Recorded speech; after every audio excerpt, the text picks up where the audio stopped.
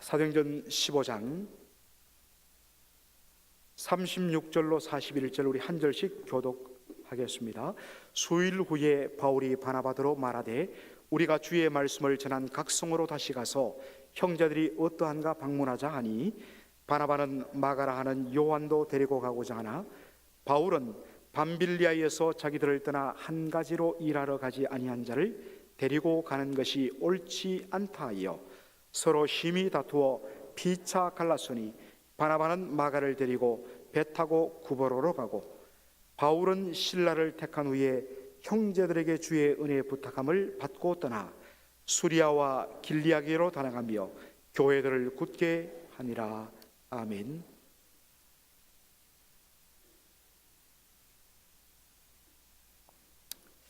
사도행전 15장을 보면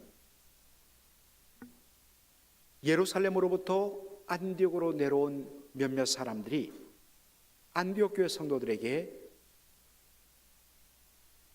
예수를 믿음으로 말미암아 구원받는 것은 부족하다. 예수를 믿는 것 플러스 할례를 받아야 진짜 참된 영적인 이스라엘이 된다. 그렇게 해야만 참된 하나님의 구원받은 백성이 된다. 이렇게 가르쳤습니다. 이것 때문에 큰 소동이 일어나게 되죠. 그래서 이 문제를 해결하기 위해서 예루살렘에 있는 사도들과 장로들에게 연락해서 예루살렘 공의회를 열게 됩니다. 수많은 논쟁이 오고 가고 마침내 정말 예루살렘의 어른이라 할 수 있는 베드로가 말씀 안에서 교통정리를 합니다. 이 사람이나 우리나 이방인이나 우리나 오직 주 예수의 은혜로 말미암아 구원을 얻느니라. 우리가 구원 얻는데 예수의 이름, 예수의 십자가 공로 이외에 플러스 알파는 없다. 예수 믿고 구원 얻는 것 거기에 더하기 어떤 것 하는 이 더하기는 이단이다.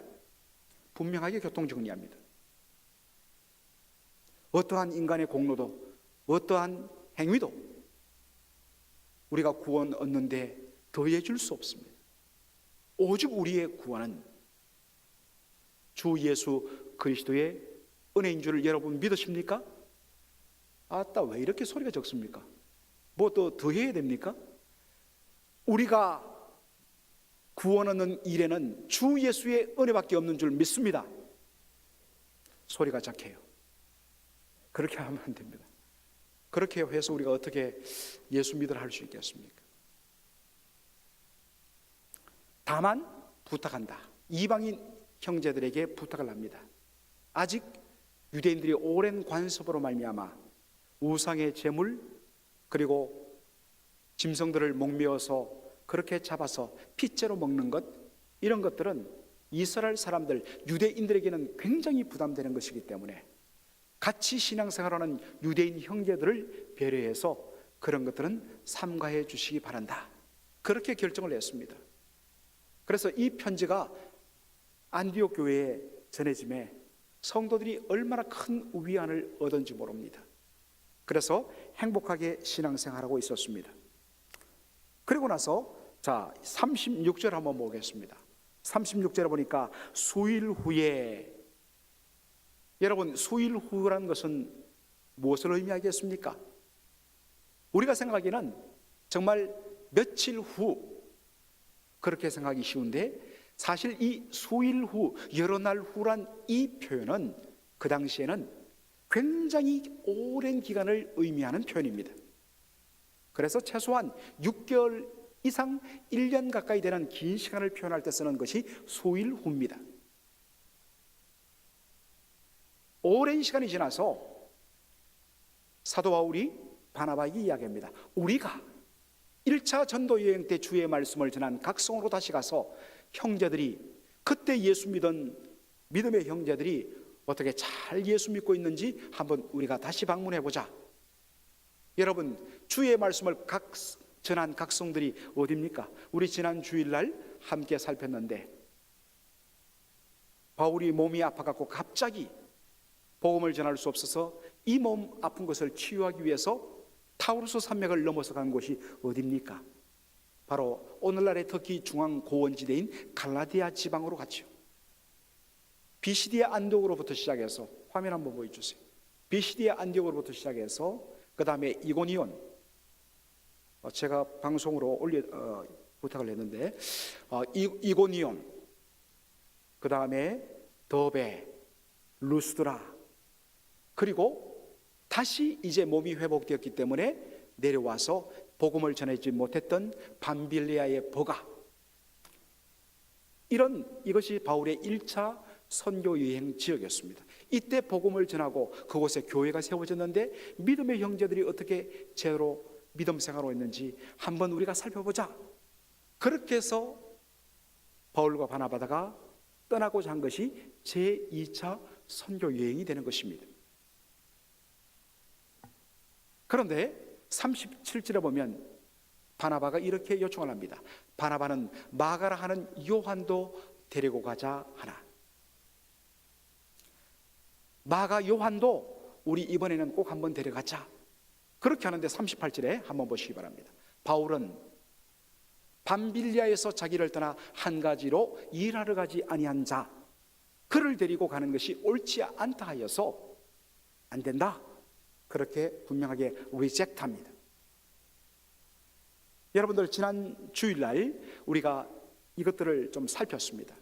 그때는 시간이 없어서 왜 이 마가라 하는 요한이 선교지에 도착하자마자 그렇게 떠났는지를 우리가 제대로 살펴보지 못했습니다. 어쨌든 여러 가지 이유가 있었겠죠. 그런데 선교에 도착하자마자 선교하지 않고 선교팀을 이탈합니다.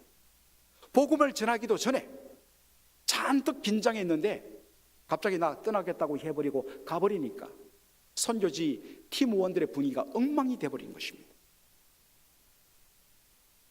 그래서 이야기합니다. 내 눈에 흙이 들어가기 전까지는 이 마가 요한이라는 녀석 다시는 나는 보지 않겠다고 그렇게 선언해버립니다.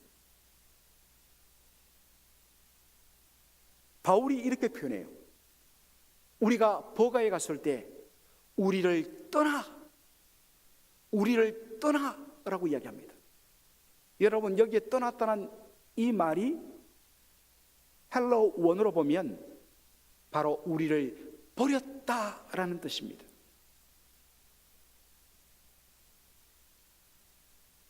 사랑하는 성도 여러분, 바울이 밤빌리아 버거에 도착했을 때 제가 그의 몸 상태를 말씀드렸습니다. 많은 학자들이 추정하기에 말라리아와 같은 열병을 앓았을 것이라 그렇게 추정합니다. 열이 오르면서 정말 정신이 혼미해지고 막 헛소리가 나오고, 그리고 눈이 깨어지락 아프고, 고열로 인해서 발작도 일으키고, 너무나 힘든 상황을 겪고 있는 바로 자신을 버리고 떠났다는 것입니다. 사랑하는 성도 여러분, 버림받은 배신감, 아마도 아직도 이 가운데 내가 누구로부터 버림받았다는 배신감을 느낀 사람들은 참 그 아픔이 잘 치유되지 않습니다. 그리고 이야기합니다. 한 번 배신한 놈은 또 배신한다. 그래서 이야기합니다. 마가 요한은 절대로 데려갈 수 없다. 성도 여러분, 왜 마가 요한이 기대에 부풀었던 첫 번째 선교지에 도착하자마자 선교팀을 버리고 자기 고향 예루살렘으로 돌아갔을까요? 여러 가지 추측이 있습니다. 이유를 성경이 말하지 않기 때문에. 그러나 적어도 본문의 큰 성경 전체의 흐름을 보면 어느 정도 추측은 할 수 있어요. 자, 여러분들, 사도행전 12장을 보면 헤롯 안디바 1세, 헤롯 아그리파 1세, 이 헤롯 왕이 유대인들을 기쁘게 하고자 예루살렘의 지도자 요한의 동생 야고보 사도를 칼로 목베어 죽입니다. 그리고 베드로를 투옥시켰다가 이제 모든 축제가 끝나면, 모든 절기가 끝나면 백성들 앞에 꺼내어서 공개 처형하기로 투옥을 시킵니다. 자, 그때 사도행전 12장 5절에 어떤 장면이 나옵니까? 교회는 그 그를 위하여, 베드로를 위하여서 간절히 하나님께 빌드라는 말씀이 나와요. 그런데 그 당시 예루살렘 교회가 모인 곳이 어디 있느냐? 자, 사도행전 12장 12절을 한번 보도록 하겠습니다. 마가라 하는 요한의 어머니 마리아의 집에 가니 여러 사람이 모여 함께 기도하더라. 오늘처럼 우리처럼 이런 교회 건물 있었던 것 아니었습니다. 많이 모일 때는 예루살렘 성전 그 군회로 들어가서 함께 모이고, 그리고 좀 작은 수가 모일 때는 이렇게 집으로 모였는데, 여러분들 집에다가 사람들이 수십 명 혹은 100여 명 이상 모이려면 얼마나 커야겠습니까? 집의 공간이 크다는 것은 그만큼 부자라는 것을 의미하죠. 이 마가라 하는 요한의 집이 바로 예루살렘 교회가 모이던 그러한 장소였습니다. 그러니까 얼마나 부잣집 도련님이었겠습니까? 부잣집 아들로 아주 귀하게 자랐을 것입니다. 고생이란 것 모르고 자랐을 것입니다. 그런데 선교지에 함께 간다는 그 기쁨이 앞섰지만 막상 선교지에 가보니까 환경이 너무너무 힘들어요. 제가 이제 내일 우리 단기 선교 여러분들 헌신하십시오 라고 요청을 할 건데, 많은 분들이 일단 선교지는 힘들어, 불편해, 그래서 용기를 안 내요. 불편합니다. 고생하러 가는 겁니다. 놀러 가는 것 아니에요. 그러나 우리의 수고와 헌신과 고생과 희생이 있어야만 열매가 있게 됩니다. 그저 놀러 가듯이 아무런 어려움 없이 그저 한 바퀴 휙 바람 쐬고 와서는 열매가 없어요. 그렇다고 해서 여러분들 옛날에 50년대 40년대 아프리카 가듯이 그런 고생하는 선교지 없습니다. 다 모든 것이 다 갖춰져 있어요. 옛날에 비하면 정말 호텔급이에요. 그런데 어쨌든 한 번도 고생하지 않았던 이 부잣집 도련님 출신 마가 요한이 갑작스럽게 배를 타고 먼 거리로 가서, 그리고 가보니까 막 모기떼가 들끓고 습하고 도무지 견딜 수가 없는 겁니다. 그래서 이탈했습니다. 아직 준비되지 않았어요. 준비되지 않는 철부지에 불과했습니다. 그런데 제2차 선교 여행을 떠나려고 하는데 바나바가 마가 요한을 또 데려온 겁니다. 정말 바울의 눈에 불이 나는 거예요. 우리를 배신하고 떠난 저놈을 또 데려왔다고. 여러분, 왜 바나바가 마가 요한을 데리고 가자 했을까요? 자, 골로새서 4장 10절 한번 보시기 바랍니다. 이런 표현이 있습니다. 나와 함께 갇힌 아리스타고와 바나바의 생질, 누구요? 마가. 바나바와 마가의 관계가 한글 성경에는 생질이라고 되어 있습니다. 생질하면 조카죠. 즉 바나바가 외삼촌이고 마가는 그의 조카라는 것입니다. 그런데 영어 성경을 보면 뭐라고 되어 있습니까?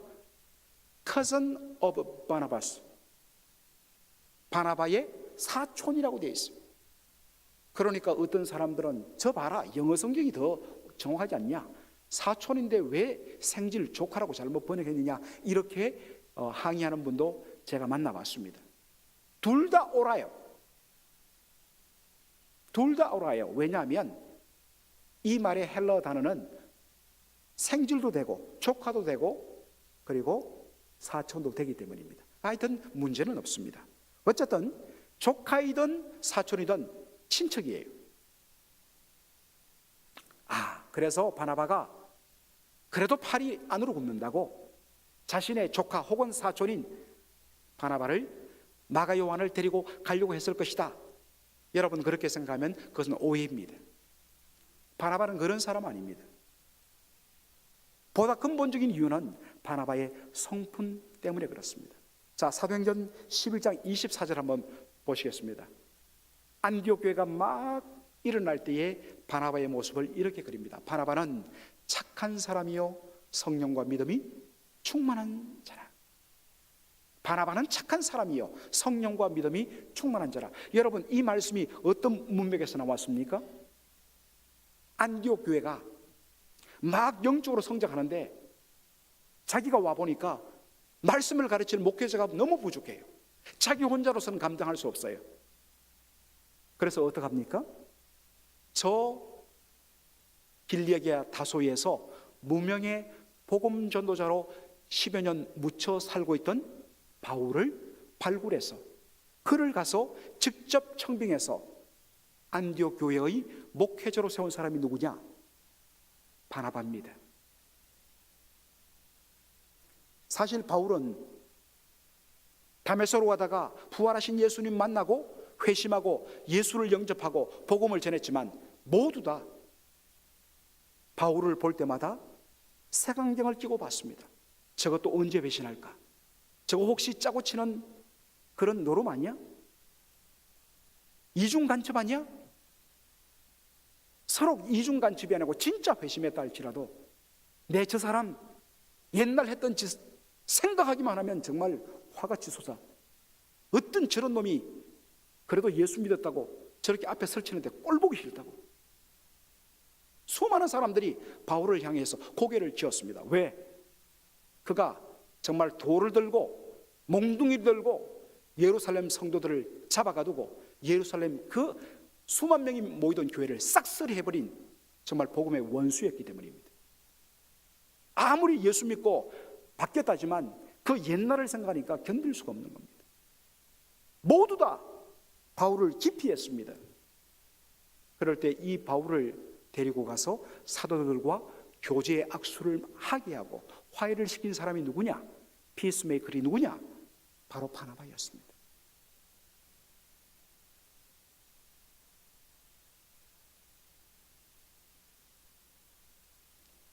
바로 이것이 바나바의 성품이었어요.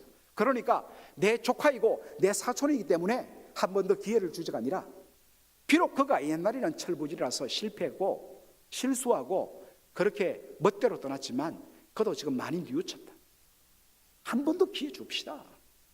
사람 만들어야죠. 어제 과거로 자꾸 묶일 수 있습니까? 이런 자세로 데려왔던 거예요. 그런데 바울이 말합니다. 나를 버리고 우리를 버리고 우리와 같이 일하지 않고 도망쳐버린 저 인간, 내 눈에 흙이 들어가기 전에는 다시는 나는 데려갈 수 없다고. 여러분, 바나바가 얼마나 섭섭했겠습니까?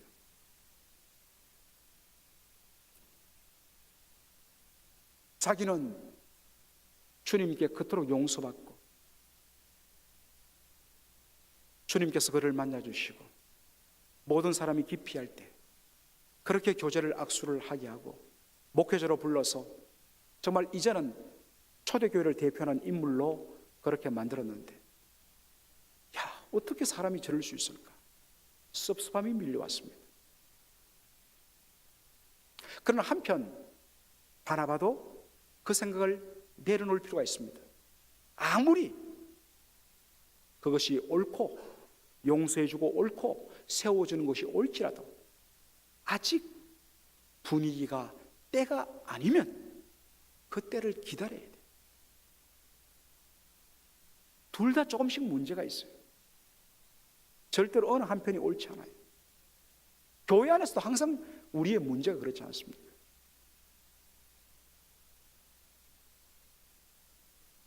어쨌든 이 문제가 부딪힙니다. 자, 그래서 39절 한번 보겠습니다. 39절. 사도행전 15장 39절. 이렇게 되어 있죠. 서로 심히 다투어 피차 갈랐으니. 서로 심히 다투어 피차 갈랐으니. 정말 피 튀게 싸웠다는 것이고. 아니, 바울, 너 이럴 수 있어? 너 옛날 너 올챙이 시절을 기억 못해?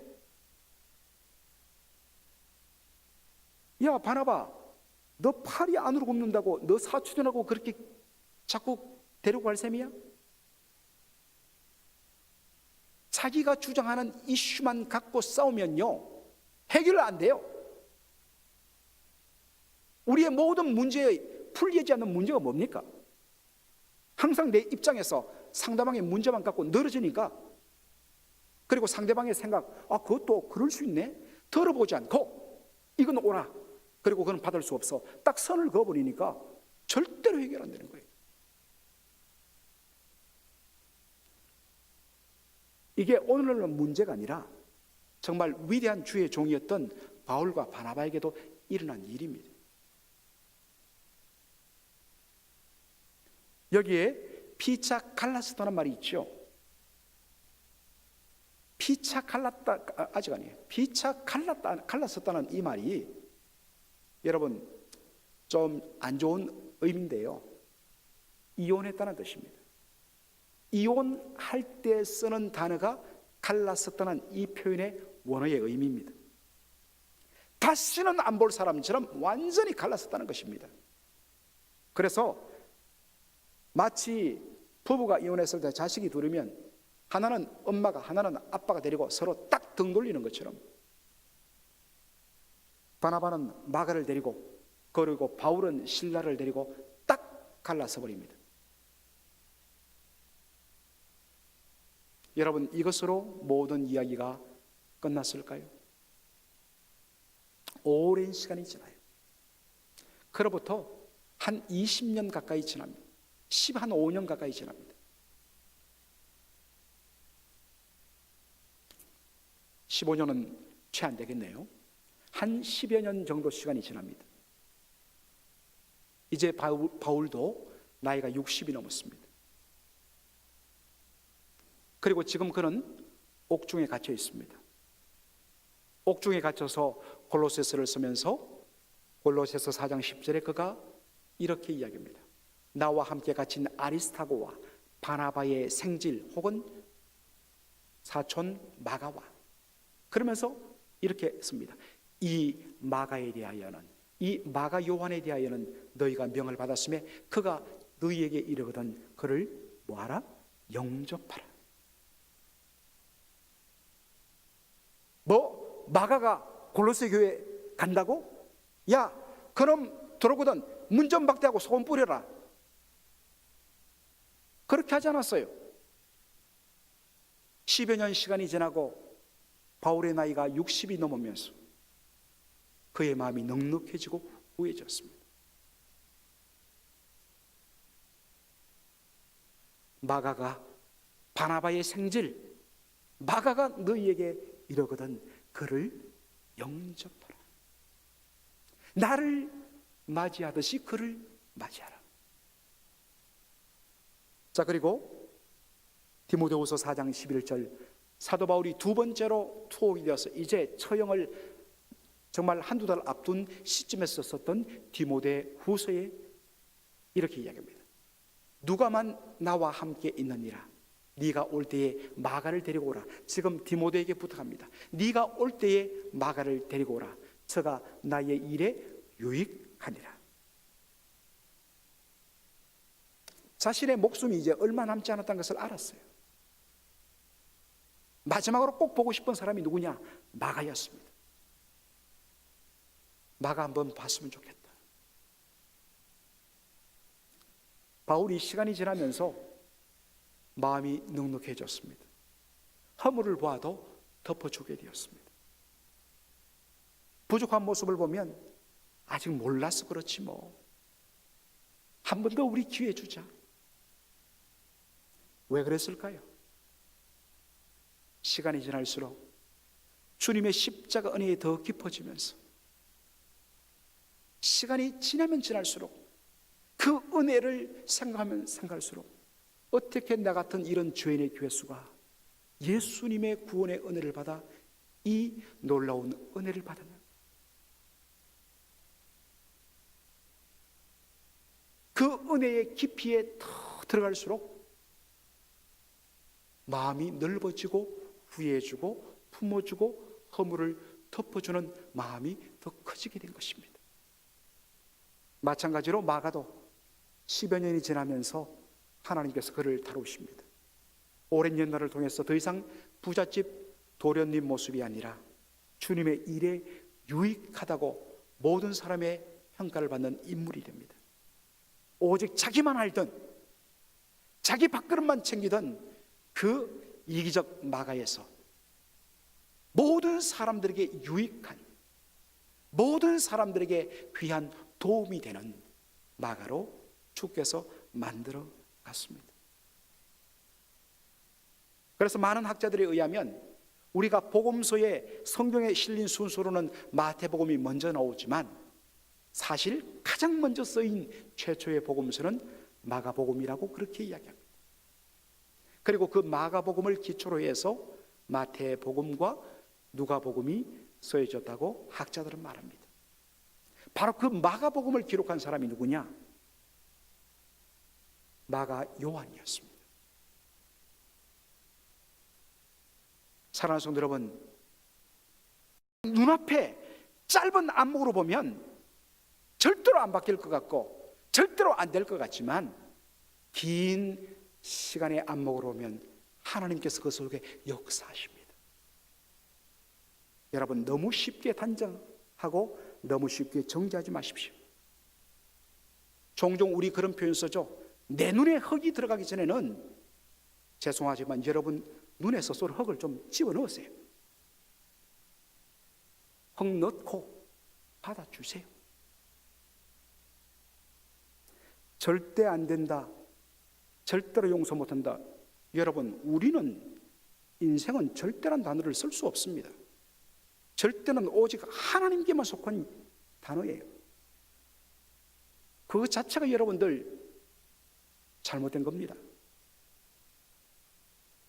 주님께서 절대 용서받을 수 없는 나를 용서하여 주시고 절대로 받아줄 수 없는 나를 그 아들 예수 그리스도의 십자가를 통해서 아들로 받아주신 분이 하나님이신데 하나님이 된다는데 왜 당신이 안 된다는 겁니까?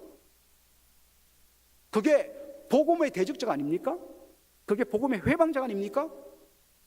여러분 용서 못한다면 솔직히 하나님 앞에 주여 제가 이렇게 부족합니다. 주님 저를 용서해 주시고 저에게 그런 은혜를 주옵소서. 나의 부족함을 하나님 앞에 통곡해야지 저 사람 때문에 안 됩니다 라고 이야기하지 마세요.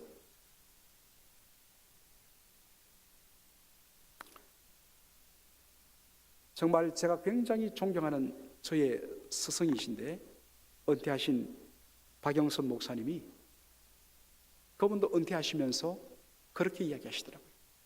참 나이 드는 것이 얼마나 축복인지 나는 진짜 하나님 앞에 감사한다. 정말 그래요. 제가 신학교 다닐 때 40대 초중반에 그분 설교하면요 설교에 막 분노가 생기면 막 쌍욕을 했어요. 어떨 때는 깜짝깜짝 놀라고 실망도 했어요. 그런데요 그분이 50, 60이 되면서요 정말 경지에 이르더라고요. 복음의 은혜와 능력에 사로잡히면서 얼마나 후회지는지. 많은 분들이 그래요. 그분을 만나고 한 번만 손잡아도 마음이 녹아진다고. 다 내려놓고 주님 앞에 모든 것을 다 내려놓으니까 그렇게 후회지고 넉넉해지더란 것입니다. 여러분, 우리 여기에 어른들한테 부탁드립니다. 나이 들고 병드는 것도 서러운데 여러분 마음마저 좁아진다면 그것만큼 더 서럽고 비참한 것이 어디 있겠습니까?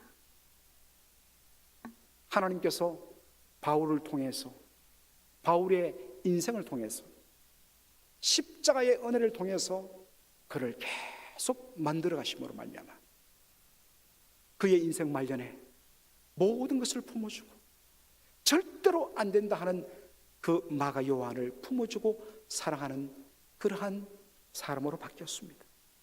사랑하는 성도 여러분, 목숨 걸고 안 된다고 할 정당한 건고 주님 앞에는 어떤 것도 없어요.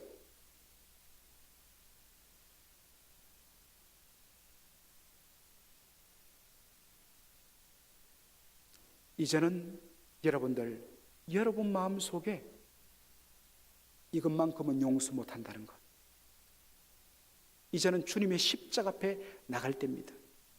내가 안 된다고 그때 바로 그때마다 십자가의 은혜가 내 심령 속에서 딱 가로막혀 버려요. 나도 그분의 은혜 가운데 깊이 들어가지 못해요. 그러나 그 십자가의 은혜를 통해 나를 받아주신 하나님의 사랑 가운데 내가 쭉 들어갈 때 나도 모르게 모든 것을 품어주고 용납하게 되는 것입니다. 그런 용납 속에서, 그런 품어줌 속에서 저 사람은 절대로 안 된다고 했던 사람 중에 마가 요한 같은 마가복음을 기록하는 위대한 주의 종이 태어나고, 옛날 과거에서 실수 많았고 부족 많았던 그 사람들을 품어주고 용납함으로 말미암아 그 사람들이 위대한 주의 일을 하는 귀한 일꾼들이 되는 그러한 회복의 역사들이 바로 하나님 나라의 일이고, 그것이 드러날 때에 정말 이 세상과 하나님 나라가 다름을 보여주는 교회의 역할, 성도의 역할을 감당하는 거예요. 내가 십자가 못 박혀야 돼요. 내가 죽어야 그렇게 할 수 있어요. 그렇게 잘 안 되는 나 자신을 주님 앞에 내어놓고 아파하며 통회하며 주여 불쌍히 여겨 주옵소서. 그래서 우리 가운데 용서와 회복과 세워짐의 아름다운 은혜가 충만하기를 주의 이름으로 간절히 축원합니다.